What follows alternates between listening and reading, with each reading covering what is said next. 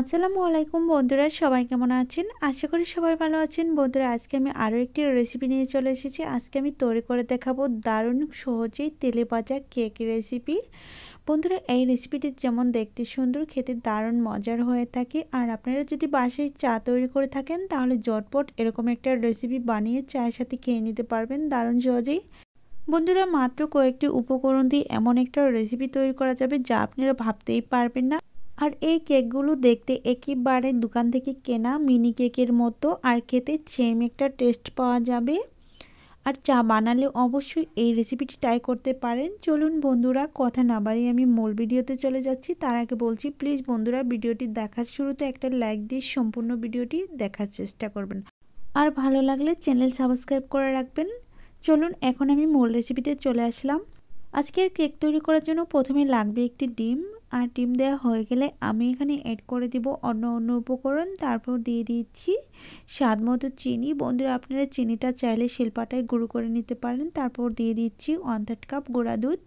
বন্ধুরা, হাতের কাছে গুঁড়া দুধ না থাকলে স্কিপ করে দিতে পারেন। আর দিয়ে দিচ্ছি 1 টেবিল চামচ বেকিং পাউডার। তারপর দিয়ে দিচ্ছি স্বাদ মতো লবণ। সবগুলো উপকরণ দেওয়ার পর এগুলোকে আমি ভালোভাবে মিশিয়ে নেব। মিশিয়ে নেওয়া হয়ে গেলে এখানে আমি অ্যাড করে দেব ময়দা। বন্ধুরা, আপনারা চাইলে এই কেকটি আটা দিয়েও তৈরি করতে পারবেন, এতে করে কিন্তু অনেকটা সুন্দর হবে। দেখুন বন্ধুরা, আমি একটা কাঁটা চামচের সাহায্যে ভালোভাবে মিশিয়ে নিচ্ছি। দেখেন, এখানে যেহেতু গুঁড়া দুধ দিয়েছি তার জন্য এরকম হয়েছে, তা না হলে আরেকটু পাতলা হতো। তো দেখেন বন্ধুরা, আমি চামচ দিয়ে ভালোভাবে নেড়ে চেড়ে এভাবে করে মিশিয়ে নিয়েছি। আপনারা চাইলে হ্যান্ড উইক্স দিয়ে অবশ্যই করে নিতে পারবেন। আর যাদের হাতের কাছে হ্যান্ড উইক্স না থাকে তারা আমার মতো কাঁটা চামচ দিয়েও এই রেসিপিটি রেডি করে নিতে পারেন। দেখেন, এখন কিন্তু অনেকটাই মিশে গিয়েছে। এখন আমি অ্যাড করে দিব ময়দা। বন্ধুরা, আপনারা আটা দিয়ে করে নিতে পারেন যাদের হাতের কাছে ময়দা না থাকে। একেবারে সেম একটা কেক রেসিপি হয়ে যাবে। তো দেখেন, প্রথমে আমি এভাবে করে কাঁটা চামচ দিয়ে ভালোভাবে মিশিয়ে নেব। তারপর বাকি কাজটুকু হাত দিয়ে করে নিব। দেখেন, আমি এই যে কাঁটা চামচ দিয়ে ভালোভাবে মিশিয়ে নিচ্ছি। আর বন্ধুরা, আপনারা চাইলে শুরু থেকে হাত দিয়ে কাজটা করে নিতে পারেন, এতে করেও কিন্তু অনেকটা সুন্দর হবে। প্রথম অবস্থায় একটু টাইট লাগবে, কিন্তু কিছুক্ষণ মেশানোর পর সুন্দর একটা ডো তৈরি হয়ে যাবে। আজকের কেকগুলো বানানোর জন্য এরকম একটা ডো দিয়ে বানিয়ে দেখাবো যা আপনারা ভাবতেও পারবেন না এমন ডো দিয়ে সুন্দর একটা কেক হতে পারে। তো দেখেন, আমার রেডি করা হয়ে গিয়েছে। এখন আমি এখান থেকে অল্প অল্প করে বানিয়ে গোল গোল করে বানিয়ে আমি তেলের উপর ছেড়ে দিব।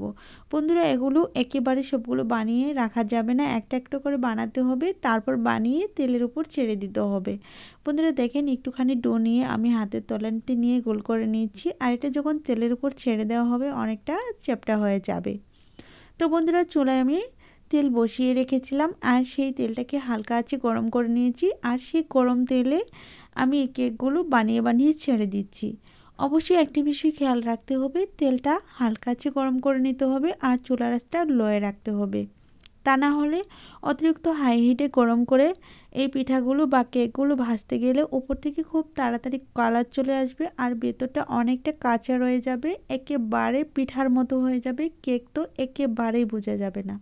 দেখেন বন্ধুরা, আমি কিছুক্ষণ পর দেখিয়ে দিচ্ছি, অনেকটা ফুলে গিয়েছে আর একটু চ্যাপ্টাও হয়ে এসেছে। দেখতেই পারবেন এটা ফুলে আরও বেশি ডবল হয়ে যাবে, যেহেতু আমরা এখানে বেকিং পাউডার অ্যাড করেছি। বন্ধুরা, আপনারা চাইলে বেকিং সোডা দিতে পারবেন, সেক্ষেত্রে বেকিং পাউডারের অর্ধেকটা দিতে হবে। তবে বেকিং পাউডার দিয়ে বানালে দারুণ সুন্দর হয়ে থাকে, সোডা দিয়ে বানালে উপর থেকে খুব তাড়াতাড়ি পড়ে যাওয়ার সম্ভাবনাটা বেশি থাকে। দেখেন, আমারটা কিছুক্ষণ ভেজে নেওয়ার পর অনেক বেশি ফুলে গিয়েছি। এভাবে করে কিছুক্ষণ ভেজে তারপর আমি একটা পাশ উল্টিয়ে নিব একটা চামচের সাহায্যে। আমি প্রথমে এখানে স্টিক দিয়ে করে নিচ্ছি, একটু নড়াচড়া করে নিচ্ছি, তারপর আমি চামচ দিয়ে এটাকে উল্টিয়ে নেওয়ার চেষ্টা করব। দেখেন বন্ধুরা, অনেকটাই ফুলে গিয়েছে যেহেতু, এখন আমি উল্টিয়ে দিচ্ছি। আর অপর পাশটা দারুণ সুন্দর একটা কালারও চলে এসেছে। অতিরিক্ত হাই হিটে ভেজে নিলে এই কালারগুলো একেবারেই আসবে না, খুব তাড়াতাড়ি পুড়ে যাবে আর দেখতে একটুও ভালো লাগবে না, খেতে একেবারে খারাপ লাগবে। তো দেখেন বন্ধুরা, একটা পাশ ভেজে নেওয়ার পর অনেক বেশি ফুলে গিয়েছে, আরও কিছুক্ষণ ভেজে নেওয়ার পর অতিরিক্ত ফুলে একেবারে ডবল হয়ে যাবে।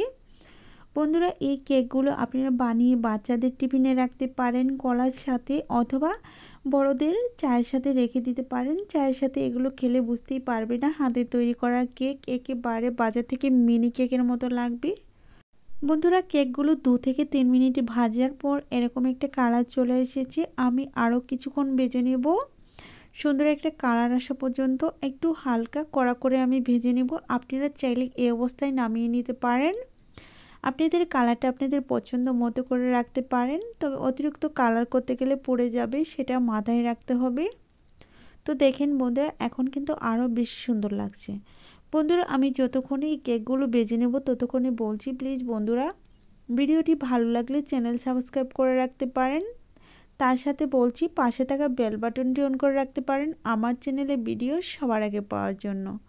আর আমার চ্যানেলে এমন আরও অনেক রেসিপি আছে, সেগুলো আপনারা দেখে নিতে পারেন, অনেক বেশি ভালো লাগবে। বন্ধুরা দেখেন কথা বলতে বলতে আমার রেসিপি কিন্তু রেডি হয়ে গিয়েছে, প্রায় আরও 1 মিনিটের মতো ভেজে তারপর এগুলো আমি একটা প্লেটের উপর তুলে নিব। এখন কিন্তু খুব সুন্দর একটা কালার চলে এসেছে, এর বেশি আমি আর কালার করব না, এই অবস্থায় নামিয়ে নিব। আপনারা চাইলে আরেকটু কড়া করে ভেজে নিতে পারেন, এর চেয়ে বেশি কড়া করলে আমার কাছে পোড়া পোড়া গন্ধ লাগবে, তার জন্য আমি এখনই তুলে নিচ্ছি একটা প্লেটের ওপর।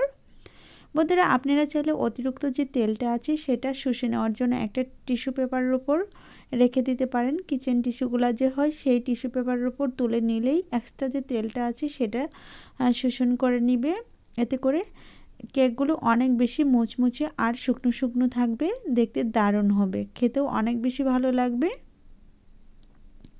বন্ধুরা দেখেন কথা বলতে বলতে আমি কিন্তু সবগুলো কেক প্রায় তুলে নিয়েছি, আর সবগুলো কেক তোলা হয়ে গেলে আমি সবগুলো কেক একসাথে করে নিয়ে চলে এসে দেখাবো সবগুলো কেক ভেজে নেওয়ার পর কতটা সুন্দর হয়েছে। তার আগে আমি একটু কাছ থেকে দেখিয়ে দিলাম কত সুন্দর হয়েছে। দেখেন বন্ধুরা কেকগুলো কতটা সুন্দর আর কত নরম হয়েছে, আমি হাত দিয়ে চেপে দেখাচ্ছি। আপনারা একবারের হলেও ট্রাই করবেন, অনেক বেশি ভালো লাগবে। আর খুব সহজ একটা পদ্ধতি, সেটা আপনারা ফলো করে নিতে পারেন, ভালো লাগবে। বন্ধুরা এখন আমি কেকগুলো ভেঙে দেখাবো, আর যতক্ষণে ভেঙে দেখাবো ততক্ষণে আমার প্রাণপ্রিয় বন্ধুদের কাছে বলছি প্লিজ বন্ধুরা ভিডিও দেখার পর ভালো লাগলে চ্যানেল সাবস্ক্রাইব করে রাখবেন, আর পাশে থাকা বেল বাটন অন করে রাখবেন আমার চ্যানেলে ভিডিও সবার আগে পাওয়ার জন্য।